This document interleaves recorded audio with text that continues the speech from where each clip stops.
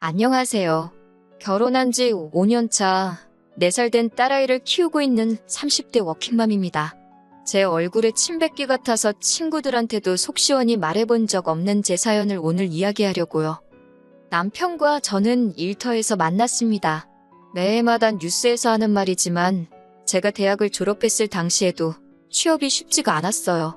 그래서 저는 여기저기 입사 지원서를 내면서 저녁 시간에는 아르바이트로 용돈을 벌었네요. 여담이지만 대학에 입학한 이후로는 부모님이 등록금 내주시는 것만으로도 감사해서 적어도 용돈은 제 힘으로 늘 벌었었습니다. 그리고 지금의 직장에 들어오기 전 마지막으로 아르바이트를 하던 곳이 식당이었는데 남편이 그 식당의 사장이었어요. 남편은 저보다 8살이 많았고 사장이란 타이틀 때문인지 저에게는 그 이상으로 어른처럼 느껴지대요. 그리고 30대 중반이란 나이에 자기 가게를 꾸려나가는 모습도 그럴듯해 보였고요. 하지만 그런 생각과는 별개로 남편이 처음부터 이성으로 보이진 않았어요. 저희가 부부의 연을 맺게 된 건 훗날 남편이 보여준 노력 때문이었지요. 아르바이트는 3개월 정도밖에 안 했는데 남편은 이후로도 꾸준히 저에게 연락을 해왔고 제가 직장을 다닌 지 1년쯤 되었을 때는 저와 사귀고 싶다고 고백을 해왔어요. 그동안 저에게 줄곧 보여준 일관된 태도에 저는 남편이 진심이라는 걸 확신했고 이후로 저희는 1년 반을 사귀고 결혼을 약속했습니다. 하지만 결혼까지의 과정이 쉽지는 않았어요. 친정 부모님께선 8살이란 나이 차이를 탐탁치 않게 여기셨거든요. 게다가 남편은 위로 누나도 셋이나 있어서 어머님의 연세가 저희 할머니의 연세와 거의 비슷했지요. 그렇다 보니 친정어머니가 저더러 고생하게 눈에 뻔히 보인다고 하지 말라셨는데 그 이야기를 들은 남편이 자기는 무조건 제 편일 거고 든든한 방패막이 되어줄 거라며 저희 부모님께 거의 사정을 했네요. 결국 남편의 끈질긴 태도에 저희 부모님도 마음의 문을 열고 결혼을 승낙해 주셨고요. 하지만 결혼식을 코앞에 두고 생각지도 못한 상황을 맞닥뜨리게 되었습니다. 그건 바로 어머님과의 합가였지요. 저와 연애를 하던 당시 남편은 어머님과 둘이 살고 있었는데 남편이 말하기를 아버님은 몇 년 전 지병으로 돌아가셨다대요. 이후로는 누나들도 다 결혼했고 어머님 혼자 살게 할 수가 없어서 자기가 같이 살고 있다며 돈 때문은 아니라 했어요. 그리고 저는 그 말을 순진하게 믿었고요. 프로포즈를 하던 당시 남편이 말하기를 지금 남편과 어머님이 사는 집은 저희 신혼집으로 쓰자대요. 어머님은 신우들 중 한 명이 모시고 갈 거라고요. 사실 저는 직장 생활을 한 지 3년도 되지 않은 상황에서 결혼 준비를 하고 있었기 때문에 모아둔 돈이 4천 정도밖에 없었어요. 그렇다고 친정 부모님께 손을 벌리자니 친정도 상황이 여의치가 않았거든요. 그리고 솔직히 털어놓자면 마음 한편으론 남편이 저보다 나이가 한참 많으니까 남편이 저보다 모아둔 돈이 많은 게 당연히 정상 아닌가 그런 생각도 했었네요. 아무튼 그래서 남편이 어머님하고 살던 집이면 어떤가 집을 해오는 것만으로도 좋다 싶었지요.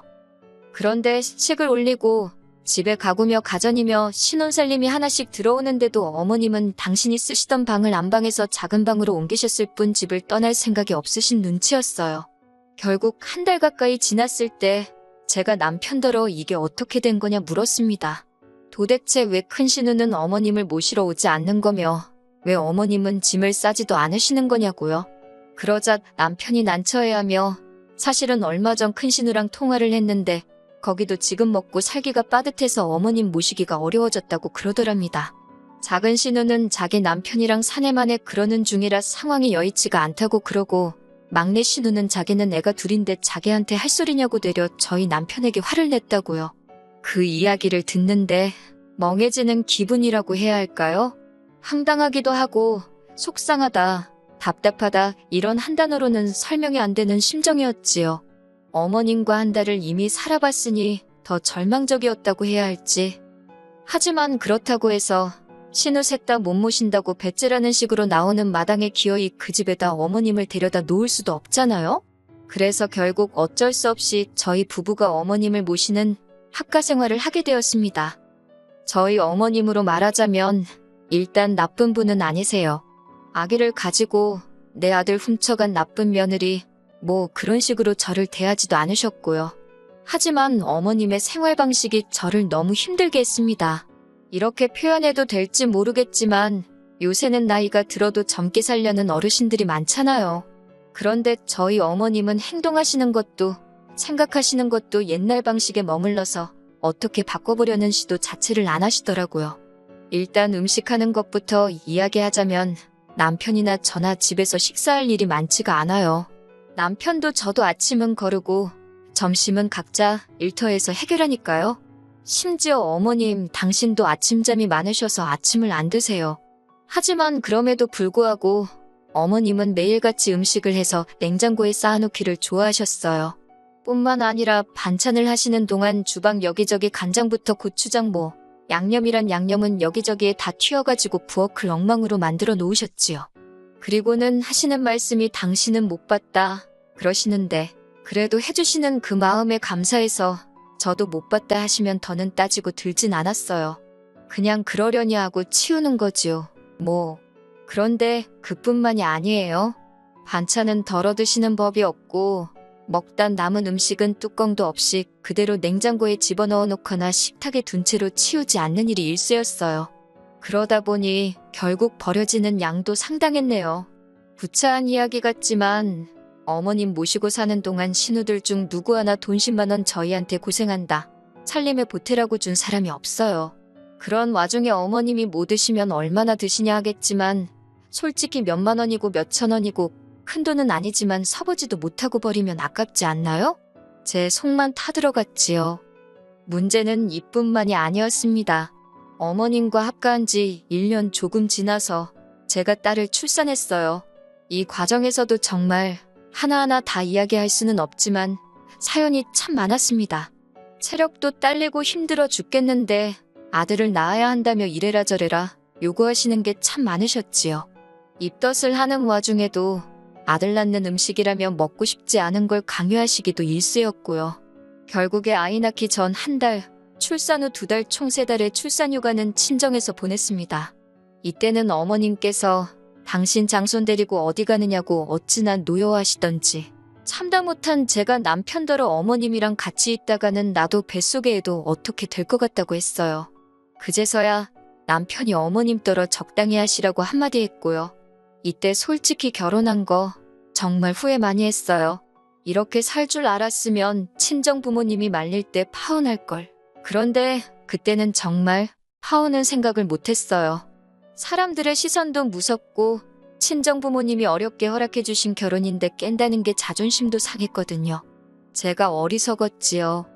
아무튼 그래도 무사히 건강한 딸애를 낳았고 그렇게 손자 타령만 하시던 어머님도 처음엔 탐탁지 않아 하셨지만 이내 손녀도 예뻐는 해주시더라고요. 그런데 문제는 그 예뻐해 주시는 방식이 정말 엄마로서 옆에서 보고 있기 힘들었다는 거예요. 일단 저희 어머님은 행주와 걸레에 구분이 없으세요. 당신 눈에 깨끗해 보이면 그것이 행주요, 더러워 보이면 그것이 걸레입니다. 그리고 행주를 행주로만 쓰시면 좋은데 걸핏하면 그걸로 딸의 입을 닦아주시고 손도 닦아주시고 그러는 거예요. 그나마 육아휴직 때는 제가 애 옆에 거의 붙어 있었으니까 어머님께 하지 마시라고 어머님을 말릴 수는 있었는데 회사에 복직을 하려니 어머님께 온전히 아이를 맡기기가 솔직히 불안하대요. 그래서 결국 돌도 안 된 아이를 어린이집에 보내기 시작했어요. 아이가 어린이집에 갔다가 집에 오면 4시쯤 되더라고요. 저는 퇴근하고 불이 나게 집에 오면 6시가 안 되었고요. 그러니까 어머님이 봐주시는 건 2시간 남짓이 전부였어요. 그런데 이걸 가지고도 신우들이 트집을 잡고 자기들이 봐주는 것도 아니면서 생색을 내기 시작했지요. 시어머니랑 같이 안 살았으면 어쩔 뻔했냐. 세상에 이런 시어머니가 어딨냐. 집안일도 다 해주지 않냐. 집안일, 말이 나와서 말이지만 전 정말 어머님이 차라리 아무것도 안 하셨으면 좋겠다 생각한 게 한두 번이 아닙니다. 저희 어머님께서는 옷은 무조건 삶아야 깨끗하다고 생각하시는 분이세요. 그래서 옷의 소재고 색이고 그런 건 싹 다 무시하시고 무조건 다 삶아대기 일쑤셨지요. 그렇게 어머님 때문에 못 쓰게 된 옷이 한두 벌이 아니었던 제가 결국엔 제발 그냥 하지 마시라고 사정을 하기에 이르렀습니다. 하지만 어머님께서는 제가 하는 말은 듣지도 않으시고 심지어 제가 꺼내놓지 않은 옷들까지 저희 부부 옷장에서 꺼내다 삼기 일쑤셨어요. 제 속옷에도 마음대로 손을 대셨고요. 결국 제가 괴로워하는 모습을 본 남편이 어머님더러 제발 좀 그만하시라 하니까 그때는 오히려 당신은 저희를 도와주고 싶어서 그런 건데 자식들이 애미 마음도 안 알아준다면서 서운하다며 드러누우시대요. 그러자 신우들이 또 쫓아와가지고는 니들이 뭔데 시어머니를 무시하냐 어쩌냐. 그러면 자기들이 모시고 가던가. 정말 그 소리가 목구멍 끝까지 올라오더라니까요. 그렇게 이후로 시간이 흘렀습니다. 짧은 세월이 흐르는 동안에도 별의별 황당한 일들을 겪었지만 가장 최근의 사건만 이야기해볼게요. 얼마 전 어머님의 생신이었습니다. 신우들이 저와 남편에겐 상의도 없이 어머님 형제분들까지 저희 집으로 오시게끔 초대를 했더라고요. 솔직히 남편이 자기도 몰랐다는데 그게 사실인지 아닌지는 모르겠어요. 아무튼 그래서 저희 집에 10명도 넘는 시댁 식구들이 모이게 되었습니다. 그런데 이게 무슨 상황인지 저를 가운데 앉혀두다시피 하고는 말 그대로 취조를 하더라고요. 저더러 이 집에 시집와서 뭘 했냐. 남편이 집도 해가고 시어머니가 애도 봐주는데 시어머니 용돈은 얼마나 드리냐. 왜 시어머니를 방치하느냐. 진짜 억울하고 황당해서 그 자리에서 딱 죽어버리고 싶은 심정이었지요. 하지만 이내 제가 뭘 잘못했다고 이렇게 당해야 되나 싶어서 저도 따다다다 그동안 속에 품고 있던 생각들을 토해냈습니다. 저 이 집에 시집 올 때 딱 한 번 보고 오늘 처음 보신 분들이 저에 대해 알면 얼마나 안다고 이러쿵저러쿵 떠드는지 어이없다는 말이 이럴 때 쓰는 거구나 싶더라니까요. 남편이 저보다 8살이나 많고 집도 분명히 우리 둘이서만 살 거라고 해서 그 말 믿고 시집 왔다. 어머님이 아예 안 봐주셔도 되니까 약속했던 대로 신우들 중 누구든 제발 모시고 좀 가라. 그리고 어머님 용돈만 드리는 게 아니다.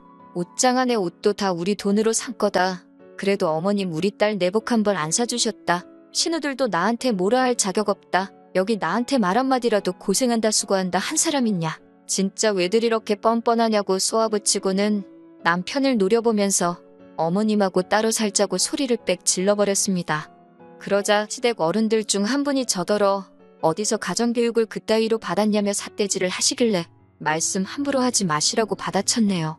남편도 이번엔 확실히 제 편을 들어야겠다 싶었는지 시댁 어른들더러 집집마다 사정이 있는 거라며 모르면 가만히들 계시라 한마디 했고요. 남편의 태도를 본 신우들이 그제서야 한다는 소리가 우리 막둥이가 여우 같은 마누라를 만나더니 변했다고 수근거리대요. 그러면서 딸 좀 컸다고 이제 시어머니 필요 없어졌냐고 그래서 내쫓냐고 그럽니다. 신우들의 억지에 저도 너무 지치고 하도 나서 그렇다고 그러니 모시고 가라고 해버렸네요.